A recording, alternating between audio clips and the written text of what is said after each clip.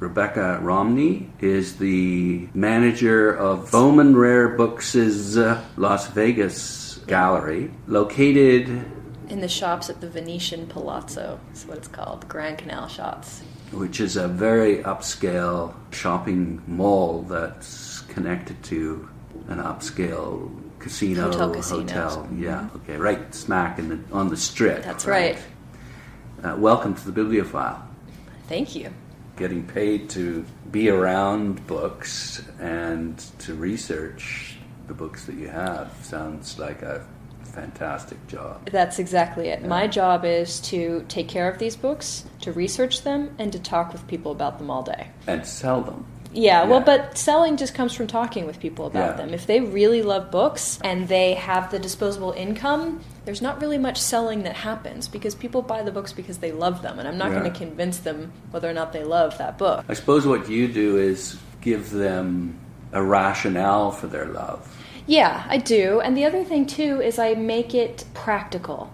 Because, for example, someone might come in and say, I love 20th century American literature, but where do I start? And I'll be able to say, okay, well, let's make a little roadmap here. These are the high spots that if you love American literature, you should really consider as centerpieces. And this is where you want to fill out. And we talk decisions. Do you want to be a completist, get every work by Faulkner? Or you just want to get, The Sound of the Fury and Absalom. But so it's much more that kind of a consultant function where I'm kind of making it practical for them to build on something that they love as a hobby. So giving them a structure, a plan. And going over pros and cons. So for example, some people don't care if there's restoration on their books. Some people do. And that's a decision you have to make. There's no rule of thumb. There's just basically a preference then. Unrestored is better. However, unrestored is more costly. And there are some books that are very hard to find unrestored. So you have to say, what we generally say is you want to buy the best quality book that you can afford. Sound of the Fury, you can buy a copy of that for, say, $30,000 in the first issue dust jacket, and it's still nice, but the spine will be toned. It'll be like $70,000 or more if the spine is beautiful. Yeah. And you have to say, is this the copy for me, or do I want to spend double to get a beautiful copy? And everyone has to kind of make that decision. So and it can be case by case, or it can be overall a thematic thing in your collection, like I won't take restored copies, but that's something that generally it helps talking that out with someone like me who can say these are the pros and cons of each of the decisions you might choose to make. And one of the obvious ones would be the resale possibility of a pristine versus a very good. Or even when you're donating. For example, we have a client who's considering donating his 1 of 100 Ulysses. The first edition had 1,000 copies. 100 of them were signed by Joyce, and he has a beautiful one in just pristine wrappers, not any restoration at all. It's gorgeous. And he wanted to donate it to his alma mater, and the question was, does his alma mater have one? They do, but it's not in what they called exhibitable condition. So these are the type of things that are huge considerations for people when they're making purchases like that. And so it's much more sort of advice to navigate rather than buying. I mean, there are plenty of times when there's been a more expensive copy that I've said, don't worry about that. That's not for you. That's not what you're doing. It really is person to person. How has business been for you in Las Vegas, of all places? We get that question a lot because people are very confused by the idea of a rare bookstore being in Las Vegas. Business has been great for us here. We get a lot of new people coming here who've said, I've never seen anything like this before. And that was really the purpose of us coming to Las Vegas in the first place, is that rare books can be very intimidating, and one of the reasons why is there's a lot of esoteric information, there's a lot of nuance, and it isn't necessarily, welcoming people with open arms. You really have to dig into it, right? Well, and there is a kind of haughtiness that you'll often encounter. Yes. Especially in upscale stores. Yeah, we try to be the opposite of that. For instance, I mean, we do have this beautiful sort of gentleman's library, like big wall and everything, but I don't play classical music here. That would be pomposity overload, you know? So you have to kind of balance that out. The books are impressive, and we want to show what it looks like to have a library of this, and that's all fine and good. But we want this to be accessible to people. So Las Vegas is useful in two ways. One, it opens us up to people who have never even thought about rare book collecting because they didn't even know it existed. And there are a lot of great clients we've built up from Las Vegas who never even didn't know. Didn't, and they said, oh, I love books. I didn't know you could buy something like this. I mean, we have a book of hours out there. You can buy a book of hours. Yeah. You know, the obvious point here is that these are extremely expensive books. So the clientele that you have would be sheiks and people who've won big at the tables around the corner who want to peel off a few tens of thousands. We are a rare book dealer who specializes in landmark books and high spots in particular. We are known for carrying really beautiful copies of really rare books. And so we haven't changed that to come to Las Vegas. That is definitely true. Yeah. That being said, our clients here are kind of the same as they are anywhere. The guests we get, for instance, people come in for the World Series of Poker, and there's some poker guys who find us because of that. But the nice thing about setting up a gallery like this is that you have the collectors who will buy these and take these home and take care of them, and then, you know, maybe they'll disperse it upon their death, or maybe they'll donate it, something like that. But then in the meantime, you have all these people who have never seen these at all. I've never seen a first edition Huck Finn. That's why we call it a gallery too. I mean, we want people to come in, want people to look, and we want people to say, oh, I would love to have a first edition of my favorite book, and it could be within range as long as it's not, you know, Lewis and Clark. Yeah, well, it is like a rare book library. Coming in here, and to see the Pooh books, all four of them in jacket, in beautiful condition.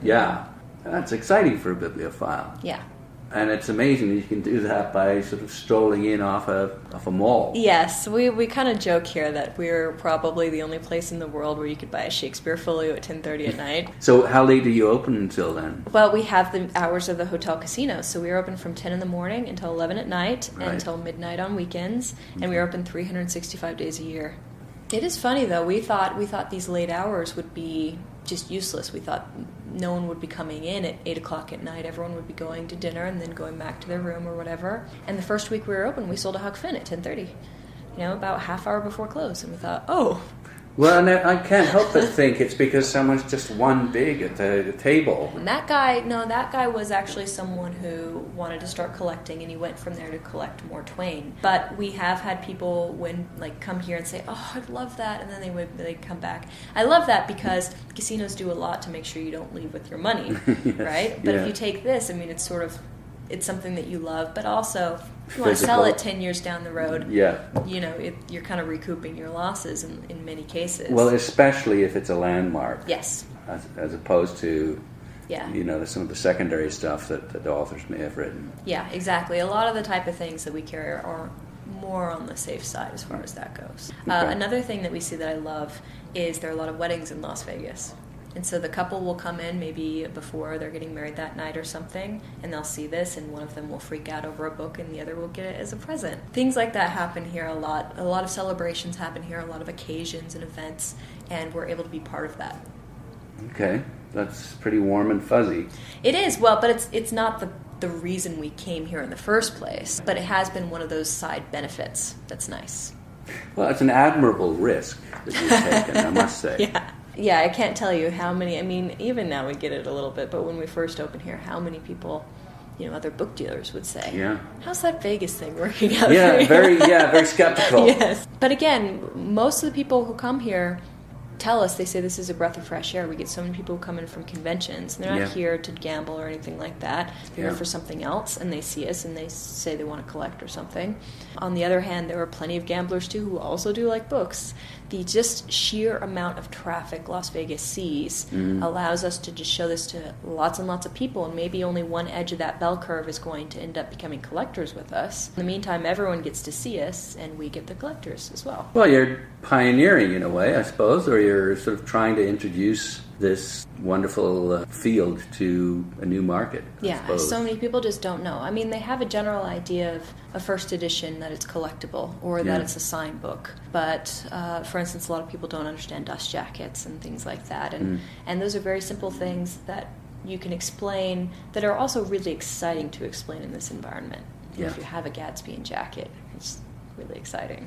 It's a good way, I think, to get people thinking about the value of literature and what it's brought to our world. We have placed that symbolism upon our first editions. That's why people seek first editions over others. It's usually the one that has the greatest impact in the world. And so we are buying it because of that symbolism. And it's nice to see that people value that symbol.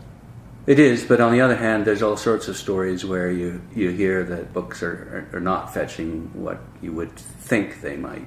They're less trendy. It's not like art or memorabilia. In some ways, though, it's kind of nice because that way the book world stays less volatile. For instance, you think of contemporary art, how volatile the prices are because people buy it just for investment purposes. Most people who collect, they do it because they love it. They're not doing it for an investment. And so it's not like, J.D. Salinger dies and all of a sudden everything jumps up in price. And that's really nice, actually. I like that the people who do it because they love it rather than for other reasons. There's a certain stability in that love. Yes. Yeah. Perhaps then we could move from the business to another aspect of publishing, and that is your blog is called, is it Aldus or Aldine? I call it Aldine. You've chosen that name because of? Because of Aldus. The idea behind the name, I've always loved Aldus as a printer. I mentioned my background's in classical studies, so he, from the very beginning, really sparked my interest.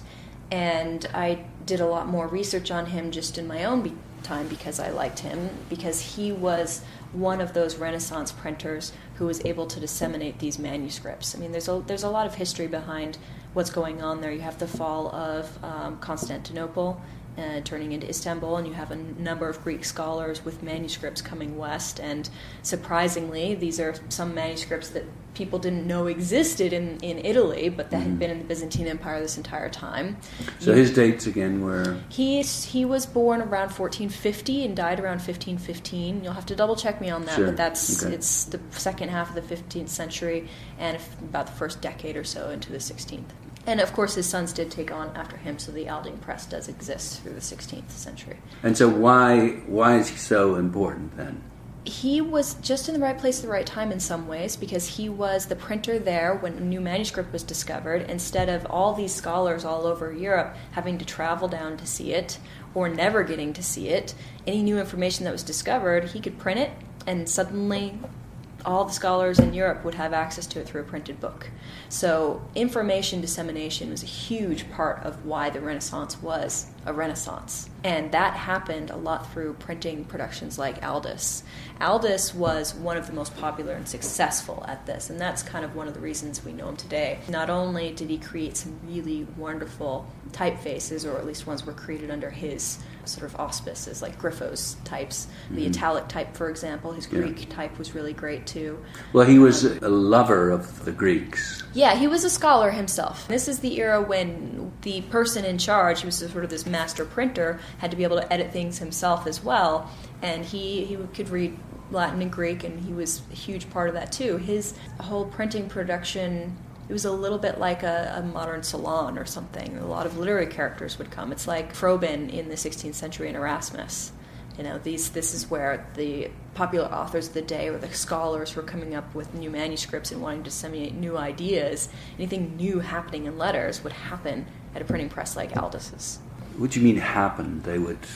Well, if they say, I have this new idea. Connect and communicate, exactly. And read and drink and... Yeah, sure. Sure. So it really was like a salon. Yeah, I mean, they wouldn't necessarily have formal, invitations and things like you'd think of a 19th century French salon. But It was very much, this is where all the literary people kind of convened. Okay. On and off. One scholar would stop in on one day, another would come in at the same time, or they drift all in different business, but then they're together and they're talking. So he was printing classical texts, and he was also printing contemporary texts. Most of his texts were classical in this case, Okay. because a lot of the scholars he was talking to were scholars who were rediscovering ancient works.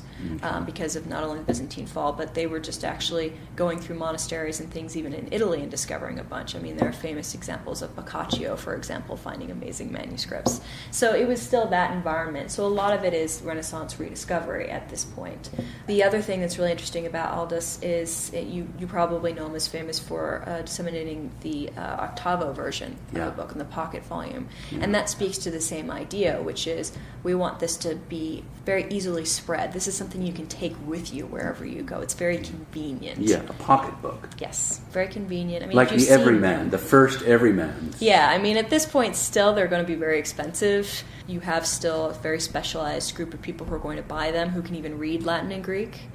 Although one of Aldus's first printing productions was a Greek grammar and lexicon in order to say, okay, I'm going to be printing Greek text, so here are the tools you need in order to read the things I'll be printing later. Yes, yeah. So he just was very smart like that. And punctuation, right? He first use the he semicolon standardized or it. something. Yeah, he standardized a lot of punctuation. That comes with a lot of printers in general. I mean, Caxton's also famous for standardization in English because he even talks about it in one of his prefaces about which word should I use, because people use different words for the word egg. If I say my version of the word egg here, someone else not going to understand that word. So Caxton had to make certain decisions about which spelling of a word he was going to use or which version, and that had the effect of standardizing because that printed material is what was disseminated over large geographic distances rather than staying within the little countrysides where each dialect lived. Right, okay. So the same thing for Aldus, definitely.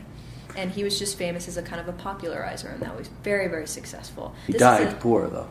Well, he's a printer. What can you say? So many of them, right? Have just for your been art, right? ruined. Mm-hmm. Well, if you live the life of a scholar, I think you should be prepared to live the life poorly. I mean, there are some exceptions, but generally. But this was an era when print runs were a few hundred copies. Mm-hmm. Aldus is the one who bumped it up to 1,000. Some he even had like 3,000. He did some very large print runs at a time when other people were doing 300, 500 copies because he could sell them. Okay, so let's get crass here. How available are they, and how much they go for? They are available. You can buy copies. If I were a collector, some just interested party of independent means, and I wasn't working here because I can't collect as working here, that's too dangerous. But say I were to do that, I would love to get a complete run of Aldines. And what is that? What's the number? I think it's around 100. Okay. So it's actually within a doable number. It's not crazy. And I'm talking ones published within his lifetime, too, because, of course, you have his sons. But there's a big range as far as price. I mean, some of his really sought-after works, say Plato, Aristotle, Homer, those can really get up there in price, tens of thousands.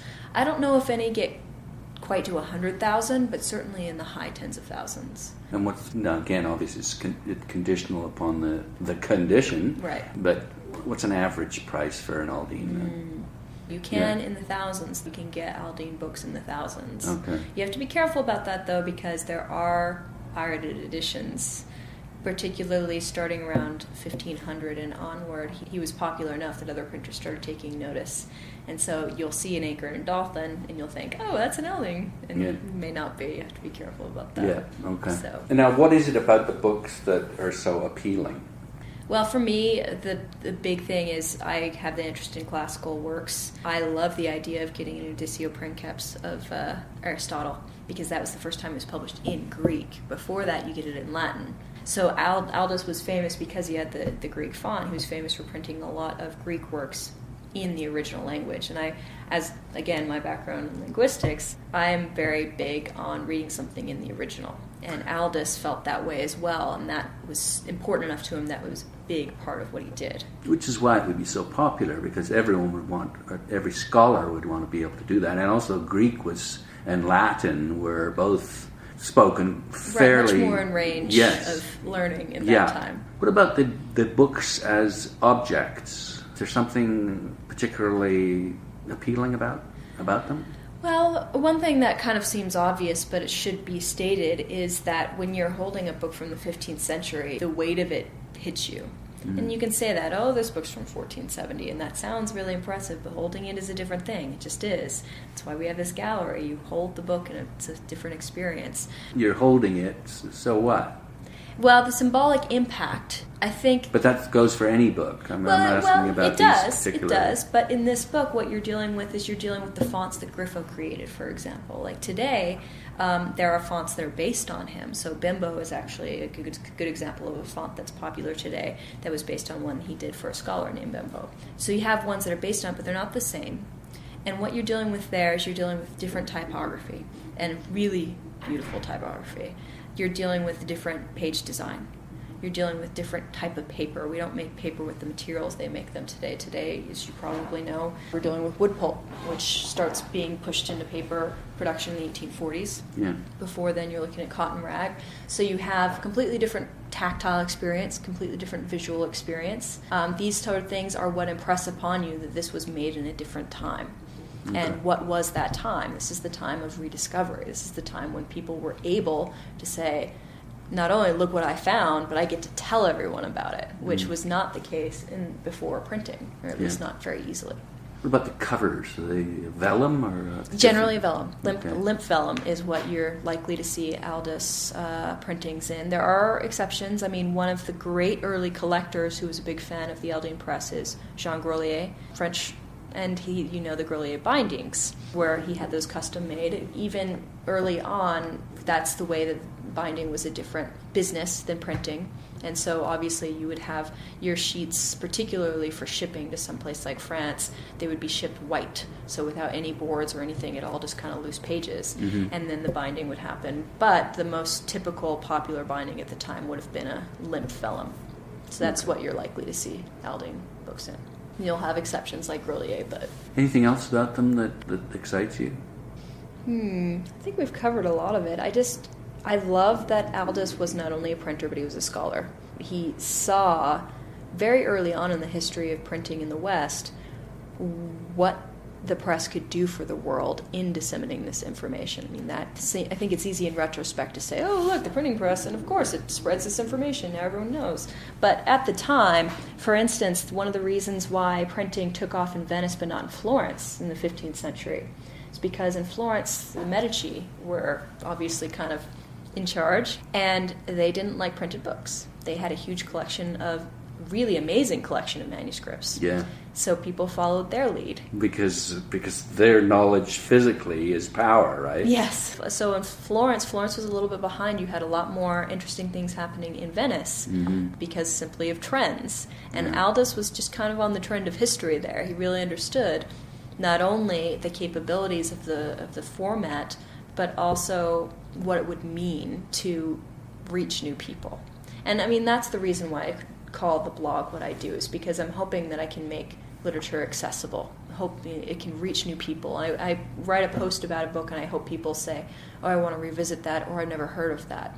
I mean, I recently did one on Mark Twain, and I talked about Innocents Abroad, which, most people, they had to read Huck Finn or Tom Sawyer in school. Innocents Abroad was his first breakout bestseller, though.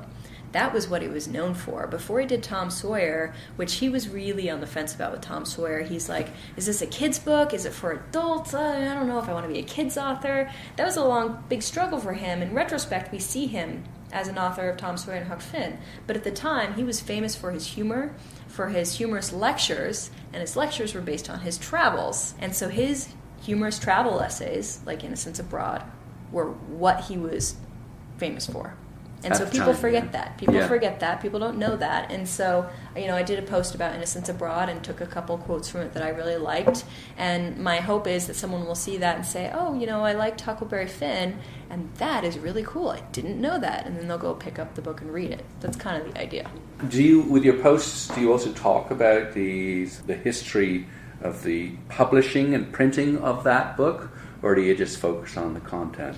Depends on the post. I do both. Okay. I have an entire post just about the scandalous Uncle Silas plate in Huck Finn, because that's just a great story, and it gets people kind of interested in bibliography when they never thought they would be. Mm-hmm. So I will do that. I mean, for example, in the Innocents Abroad post, I did talk about why Tom Sawyer didn't sell as well as Innocents Abroad because a lot of it has to do with Tom Sawyer's being delayed and piracies, etc. So as it comes up, I'll bring it up. I do try to keep it somewhat unified, any given post, to make sure that it's easily digestible. Someone can read it really quickly and then say, hey, guess what I learned? You're sort of looking at the content, you're studying it, but you're also concerned about the actual physical printing of it. Yes, absolutely. Yeah. Okay, so we've talked about Aldus and his press. When I first saw the name of your blog, I went straight to William Pickering because of his Aldine series. Yes. So perhaps you could introduce us to Pickering. Sure. So Pickering is much later in the history of printing, though still, I mean, a lot of people will think that he's sort of an older printer. 19th century seems very old, but it's not really in the history of books, as you know. So he's a 19th century printer. I think, you're looking at dates of something like 1810 to the 1870s, something like that. But really mid-century is when he's printing, 1830s onward. The interesting thing about Pickering is that he started as a rare and antiquarian book dealer. That was how he was making his living. He very soon moved, though, on to printing new books. And I think that the thing that was going on with Pickering is that he was very well known for his literary taste. He was very, very well read.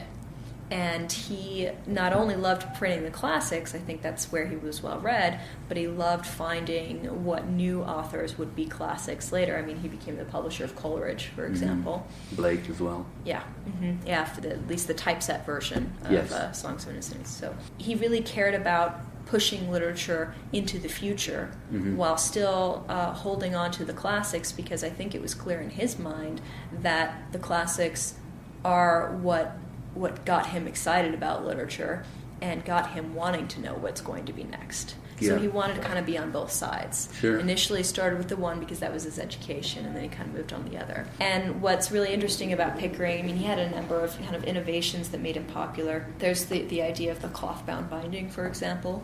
1820, 1821 to 25 in there, right? Yeah. So it's quite early. The thing that's interesting about the cloth-bound binding is it's one of those popular changes like Aldus that made things more accessible. Bindings could be quite expensive. You do them separately. The leather, it's expensive. The cloth binding was nice because it was cheap enough that you could still read it and you wouldn't feel bad about throwing it away. Whereas if you got it leather bound, you wouldn't want to throw away your investment. So it was still cheap enough that it was disposable, but it was nice enough and took enough care of the book that you could keep it that way if you wanted.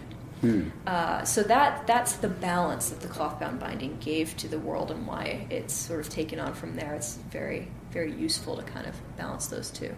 He was also interested again in that sort of pocketbook portability. The Diamond series is a perfect example of that. That's one of his earliest series. And again, those are mostly major name classics, Milton and that kind of thing. He's probably best known at this point for the Aldine series. The poets. Is it just the English poets? No, he does more than that, I believe. Okay. One thing that he's not given, I think, enough credit for is his partnership with the Chiswick Press, because Chiswick Press is... Chiswick or Chiswick? I don't know. I've only ever read it. I say Chiswick, but I imagine someone from England would say Chiswick. Okay. The interesting thing there is that a lot of people, when they're talking about the arts and press movement, they'll cite that press as sort of not the beginning of the arts and press, but one of the sort of mass presses that was trying to do some fine press printing before you get into Kelmscott. Do you mean the arts and craft? Yes, what did I say? Arts and press. Yes, arts and craft. What did you say? Okay, so you have the arts and crafts movement, which really doesn't start until the end of the 19th century. That's right, 1890s. One of the big events of the arts and crafts movement is the Kelmscott Press and the beginning of the fine press literary movement. And that's where I was mixing the two of the fine press movement. That being said, there were a sort of isolated incidences of sort of like fine presses before Kelmscott. It wasn't all dull and industrial, mass-produced, which is the criticism that the arts and crafts movement laid on the previous. Which there was a lot of that. Right. They were reacting to something that was there. There are always exceptions. I mean, it's never as black and white as people want to say. And the Chiswick Press is a perfect example of that.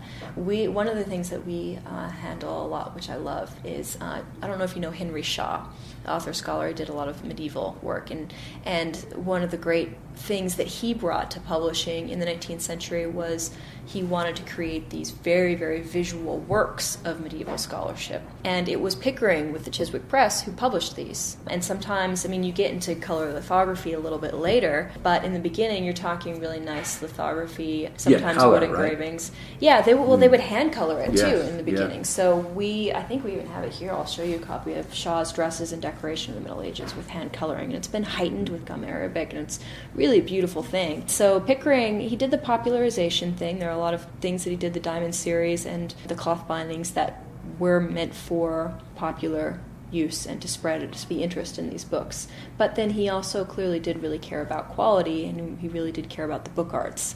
And his partnership with the Chiswick Press is a good example of that. That was Charles Whittington. Yes. So, I guess again, how common are these? What kind of money are we talking about? These are much more common. You do, of course, get a range again because there are some things he's more famous for than others. And again, should we talk about Shaw books or books with hand coloring? That's a completely different realm than an Aldine or Diamond Classics. Let's talk about both. Okay.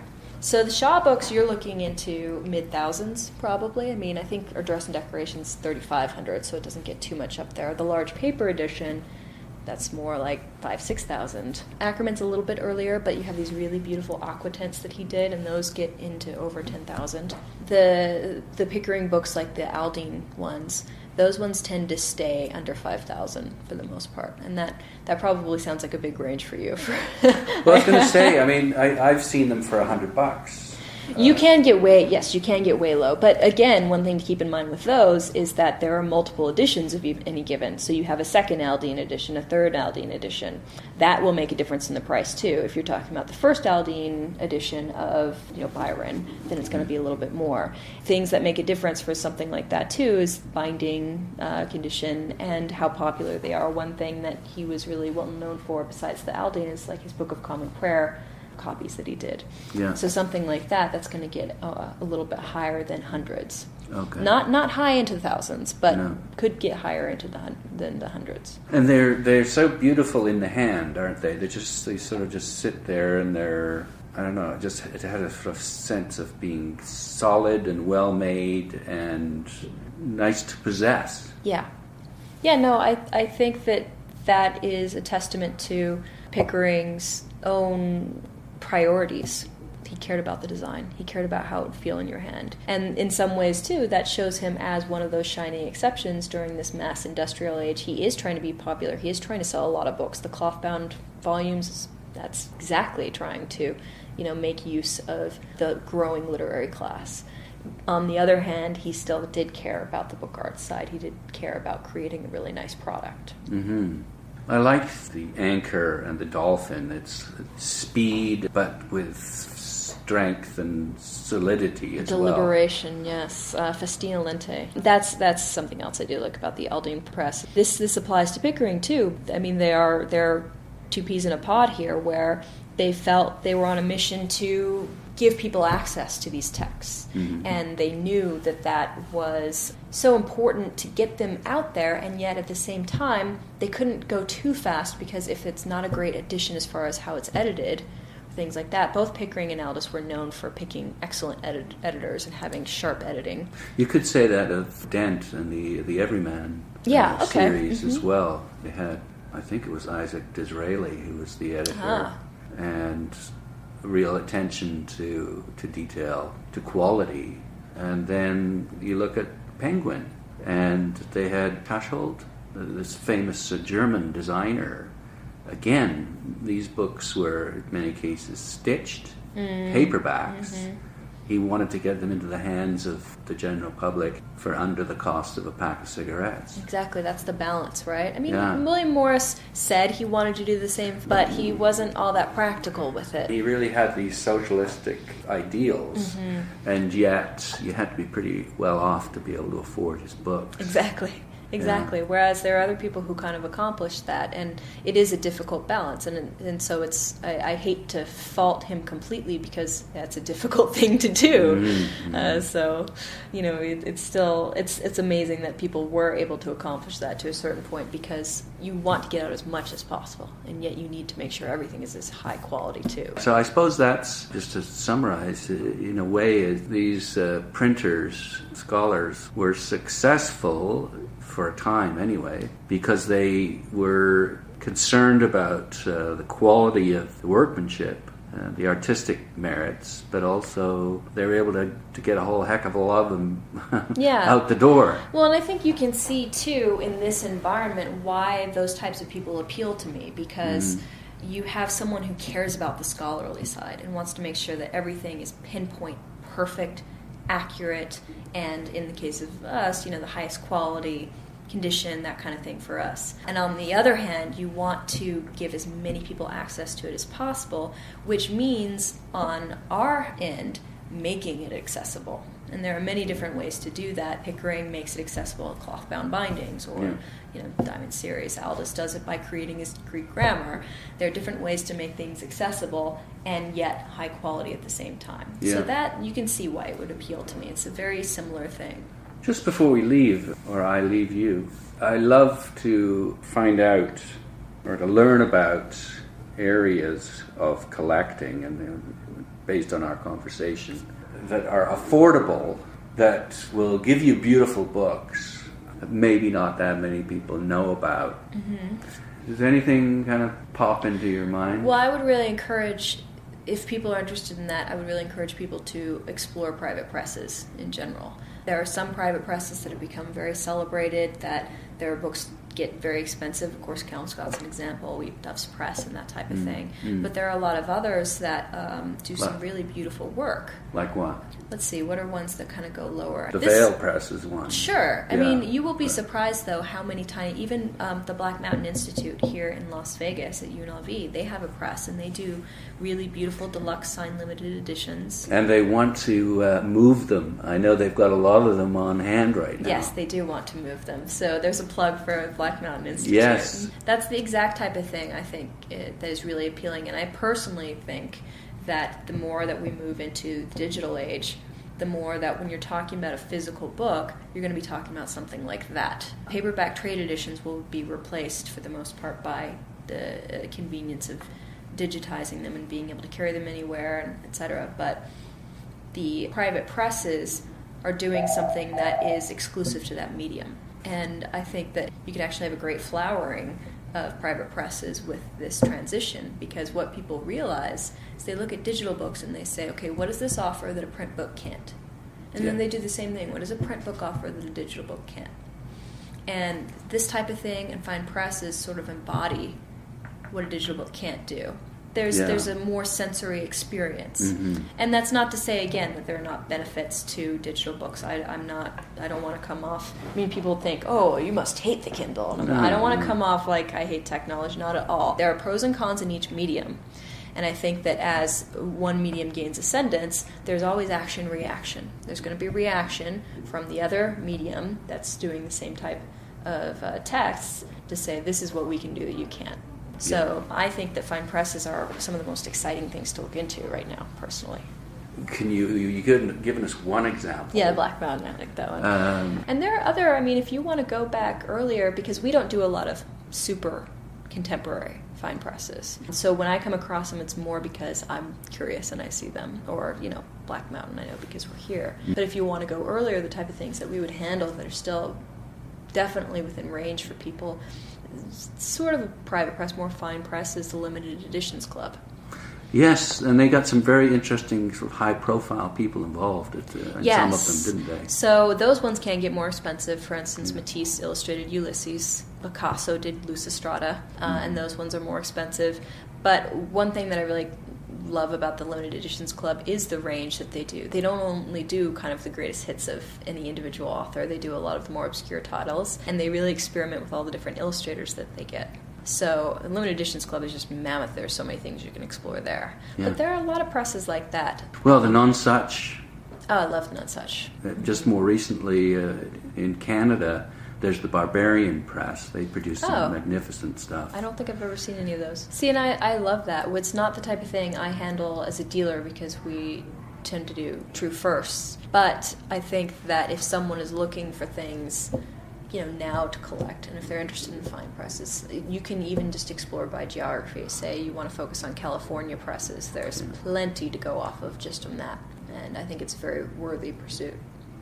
Super. Well, thanks for giving us a roadmap to the future and an idea of what's gone on in the past. Yeah, well, those are my opinions for you. Take them with them what you will.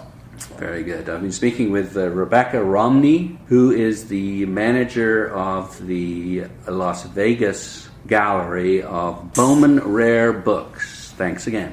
Thank you.